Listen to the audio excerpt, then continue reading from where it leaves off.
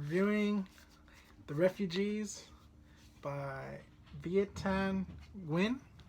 And I know it's not Nguyen.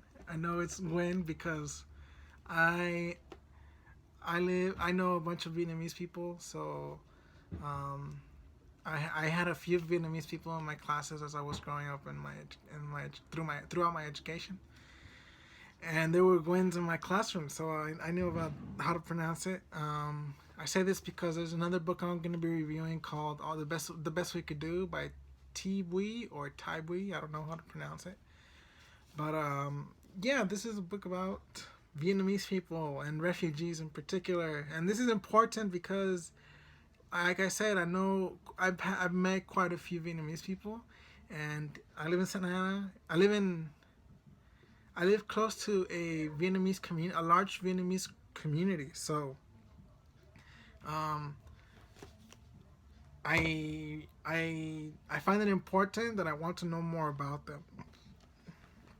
I know quite a bit about Japanese people. I know a little bit about Chinese people, South Koreans, North Koreans, even Malaysians to a certain extent. But I don't know much, if anything at all, from Vietnam. So, except the Vietnam War that Americans lost, and I I was very glad to see, because what attracted me to this book was that I found it at Costco, and uh, I I I found it very enlightening that I could read something about Vietnamese people, because I never really learned anything about Vietnamese people and the Vietnamese experience in literature, because there was we always in high school, believe it was mostly white and black writers. There were, and a few Mexican writers, but it was mostly the canon, so very old 17, very old stuff. And in college there was no Vietnamese, even though my college was full of Vietnamese people, and they never got represented. And it should kind of reflect the population. I think it should reflect the students that are attending the school. If you're taking an English 101 class, you should be learning about yourself more, and you should see yourself reflected in the literature. But I don't, it doesn't happen like that.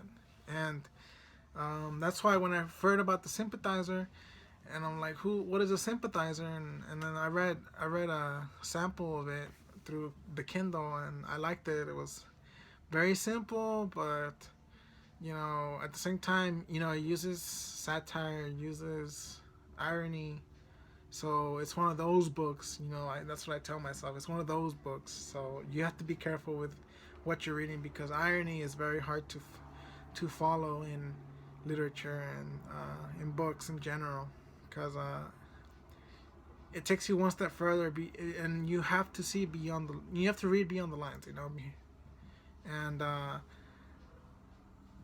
yeah. So this is a book about, when I found out this book at Costco, and I was like, oh shit, the Vietnam, another book by that writer, who I bought the book, The Sympathizer, but then later, I'm like, oh shit, I knew that he was making headlines because it was a new release, but I didn't think I would come across it like the way I did. So when I saw it, I jumped at the chance to buy it, and I read the book. So I read this one first before I read The Sympathizer, but I'm definitely gonna read The Sympathizer next. I'm reading Through Eyes We're Watching God,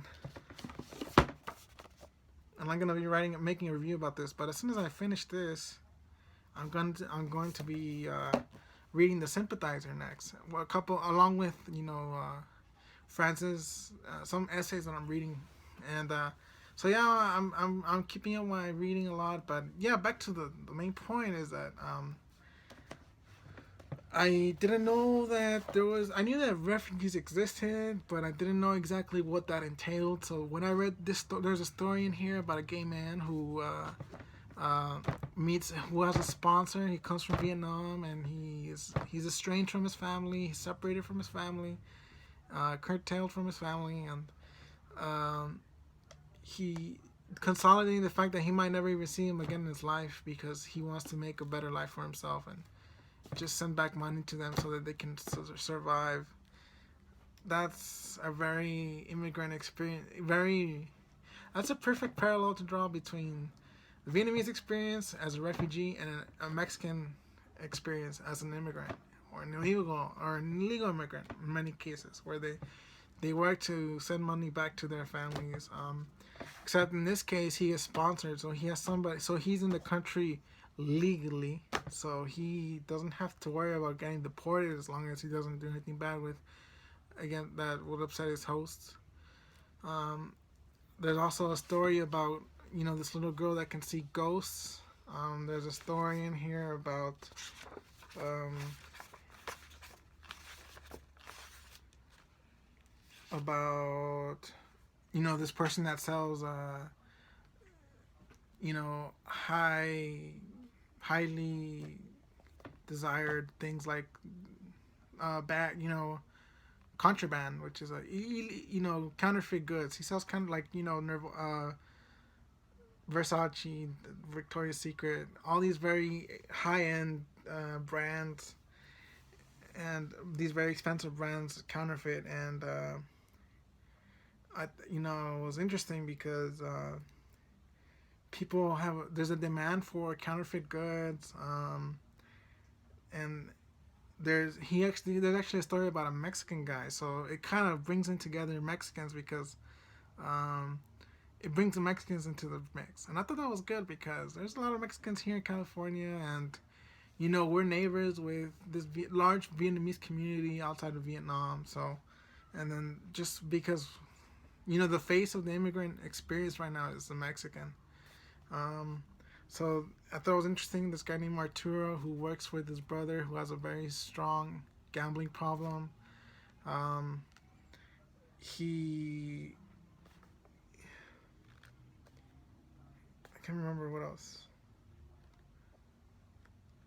There's another one. I Love You to Want Me. There's an old couple who's retired, and he suffers from Alzheimer's. And there's a lot of middle class things going on in this book. A lot of people jump into the middle class, so I thought that was important because I think with the idea that is the Asian population ethnicity the model minority, are they? I know that there's a lot of debate about that right now, and how the perception that the model minority stereotype creates is that they're indestructible and that they don't need any help, and for that reason they don't seek help in higher learning, and they expect themselves to succeed. And as you can see from his brother at the end in the acknowledgments, he says that one of his brothers goes to Harvard, and he's a refugee success story because 8 years later, from after arriving to the U.S., he goes to Harvard. That's an enormous accomplishment. He already have had to speak just a little bit of English. Like, to do that is like ridiculous. So yeah, props to him though. Mom. There's also another one about a GI who goes to Vietnam with his daughter who works in Vietnam, but he doesn't like it because he was involved in the Vietnam War. So the fallout that comes out from that was interesting. So there's also a lot of references to a lot of clothing, like an Ao Dai. That was a big one. A top neck dress or something like that. Yeah, there's a lot of terminology for clothing here that I didn't know about, that I found enlightening. Ultimately, though, I want to finish off with the fact that I learned more about Vietnamese people, and I was very grateful as a reader. I'm very grateful that such a book even exists because I don't know much about them, and I wanted to learn more about them. And I have quite a few friends who are Vietnamese, so I wanted to learn more about who they are as people and their history. So this goes a lot into the 70s and the late 60s. So this book takes place with regarding the fallout that is the Vietnam War and what happened, and then its repercussions, and how it feels like they're largely unsatisfied with the result of the Vietnam War, which is that the North won. and that after the North one, and after they were able to independencize themselves from France, um, they were able to gain independence from France. They fought amongst themselves, and the North beat the South, and the South had to pretty much denounce themselves as traitors to the cause, and a lot of people left the country because there wasn't any money, and they were being persecuted, and it was very bloody, gory, and it was highly political, and it's a political fallout because it's about ideas. And I read a lot about things like Bill O'Reilly, who comes out with a book called "Killing the Japanese," killing the Vietnam War, something like that. That just came out, and I just can't help but think that a lot of old white men who read these books about people like Bill O'Reilly, who are highly conservative, and it just depicts the Vietnam War in an extremely black and white canvas. And it's nice for a Vietnamese person to actually talk about the experiences themselves and to expose these things, and learn ultimately how there are people who are plagued by you know this about there are very post-apocalyptic people who survive an apocalypse and live to tell the tale.